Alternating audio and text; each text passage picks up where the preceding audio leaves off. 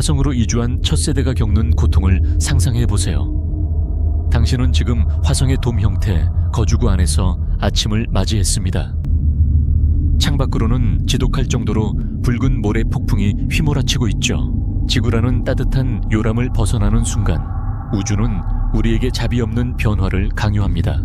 우리의 뼈는 안에서부터 소리 없이 녹아내리고 혈액은 거꾸로 솟구쳐 머리로 쏠리며 DNA는 우주 방사선이라는 미세한 총알들에 의해 무참히 난도질 당할 겁니다. 무엇보다 무서운 건 2억 2천만 킬로미터라는 아득한 거리감이 주는 숨막히는 고독이죠. 화성의 중력은 지구의 약 30%에 불과합니다. 몸무게가 70평이니 화성에 가면 고작 26 정도로 느껴지게 되죠. 몸이 가벼워지니까 날아갈 것 같고 기분 좋지 않을까 생각하실지도 모릅니다. 하지만 우리 몸의 입장에서는 이건 축복이 아닙니다. 가장 먼저 찾아오는 변화는 여러분의 얼굴에서 시작됩니다. 상상해 보세요. 지구에서는 중력이 혈액과 체액을 끊임없이 발바닥 쪽으로 끌어내립니다. 덕분에 우리 심장은 중력을 거슬러 머리 끝까지 피를 보내기 위해 평생을 고군분투하죠. 하지만 화성에서는 이 끌어당기는 힘이 급격히 약해집니다. 지구에서 우리의 뼈는 체중을 지탱하기 위해 끊임없이 단단해지려는 성질을 가집니다. 하지만 화성에서는 그럴 필요가 없어집니다. 뼈를 지탱하던 압력이 사라지는 순간 우리 몸은 뼈를 불필요한 짐으로 인식하기 시작합니다. 이때부터 뼈 속의 칼슘이 무서운 속도로 빠져나와 혈액 속으로 녹아 들어갑니다. 지구의 노인들이 겪는 골다공증보다 무려 10배 이상 빠른 속도입니다. 화성에 도착해 1년만 생활해도 여러분의 뼈는 마치 구멍이 숭숭 뚫린 스펀지나 습기에 젖은 과자처럼 변해버릴 겁니다. 근육은 또 어떻습니까? 중력에 저항하며 몸을 세워주던 등 근육과 종아리 근육은 화성에서 존재 가치를 잃습니다. 근육세포들은 스스로 크기를 줄이며 위축됩니다.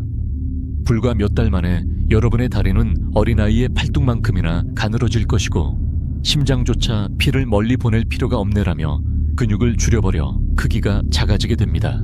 화성에서 2~3년 정도 생활하며 뼈와 근육이 화성 환경에 최적화된 개척자가 다시 지구로 돌아올 수 있을까요? 정답은 아니오에 가깝습니다. 화성 중력에 맞춰 종잇장처럼 변해버린 뼈를 가진 사람이 지구의 강력한 중력을 다시 마주하는 순간 그 사람의 척추와 다리뼈는 자신의 몸무게를 견디지 못할 것입니다. 화성의 핵은 이미 오래전에 식어버렸습니다. 행성을 지켜주던 자기장은 증발하듯 사라졌습니다. 화성의 하늘은 완전히 노출되어 있죠. 방패도 없이 쏟아지는 방사선 비를 온몸으로 맞아야 합니다. 결국 화성 개척자들은 생존을 위해 극단적인 선택을 해야만 합니다. 인류는 다시 구석기 시대처럼 동굴 속으로 숨어들어야 합니다. 화성의 거친 토양인 레골리스를 수미터 두께로 덮은 지하 벙커나 과거 용암이 흘렀던 거대한 용암 동굴 속에 기지를 건설해야 하죠. 개척자라는 화려한 이름 뒤에 숨겨진 실상은 평생 햇빛 한 점 들지 않는 지하 벙커에 갇혀 지내는 두더지 인류의 삶입니다. 지구의 푸른 숲, 시원한 빗소리, 그리고 길가에 핀 꽃향기. 이 당연했던 것들이 모두 사라진 세상에서 인간의 뇌는 어떻게 변할까요?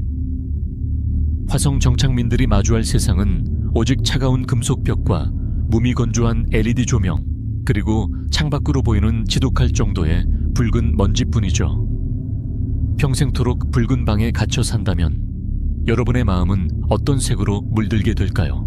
화성기지의 공기는 배로 재활용된 공기입니다. 지구의 공기에는 수만 가지의 냄새가 섞여 있습니다. 하지만 화성기지 안의 냄새는 오직 3가지뿐입니다. 소독제 냄새, 기계가 타는 듯한 퀴퀴한 냄새, 그리고 사람의 채취죠. 후각은 기억과 가장 밀접하게 연결된 감각입니다. 하지만 화성에서 태어난 아이들에게 숲의 냄새라는 말은 아무런 의미가 없는 추상적인 단어일 뿐입니다. 화성 정착민들은 자신들을 지구에서 온 이주민이 아니라 지구와는 완전히 단절된 새로운 종족, 즉 화성인으로 정의하기 시작합니다. 지구의 명령과 법률은 20분이라는 시간의 장벽을 넘으면서 그 권위를 잃어갑니다. 지구 녀석들이 뭘 알겠어? 여기는 화성이라고 라는 반항적인 정서가 기지 전체를 지배하게 되는 것이죠. 가장 잔혹한 순간은 지구에 대재앙이 닥쳤을 때 찾아옵니다. 만약 지구에 거대한 소행성이 충돌하거나 핵전쟁이 일어난다면 화성의 정착민들은 그 광경을 실시간으로 지켜보며 아무것도 할 수 없습니다. 지구가 불타오르는 모습을 20분 뒤에나 확인하며 자신들을 보살펴주던 모성이 사라져가는 과정을 무력하게 목격해야 하죠. 지구와의 끈이 끊어지는 순간 화성은 개척지가 아니라 인류의 마지막 유배지가 되어버립니다. 화성 기지에서 태어날 아이들은 우리가 알던 인간의 모습이 아닐지도 모릅니다. 10대 중반만 되어도 키가 2m 20cm를 훌쩍 넘기는 일이 흔해질 겁니다.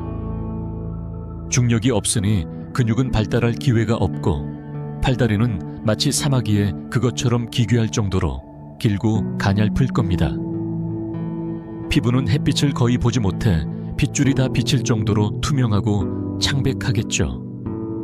동공은 지구인보다 훨씬 커질 것이고 마치 깊은 바닷속 심해어들이 커다란 눈을 갖게 된 것과 같은 원리죠. 인류라는 종의 분화가 시작되는 것이죠. 우리가 그토록 찾아 헤매던 외계인은 저 먼 우주에서 오는 게 아니었습니다. 우리가 보낸 개척자들이 화성이라는 환경 속에서 스스로 외계인이 되어가고 있었던 겁니다. 육체가 변하고 정신이 멀어지며 결국 인류의 정의마저 바뀌어버리는 이 과정. 우리는 이것을 진화라고 불러야 할까요? 아니면 타락이라고 불러야 할까요? 여러분, 만약 여러분에게 화성으로 가는 편도행 티켓이 주어진다면 여러분은 모든 고통을 감수하고 그 붉은 대지에 발을 내디디시겠습니까? 아니면 이 푸른 별 지구의 소중함을 지키며 이곳에 남으시겠습니까?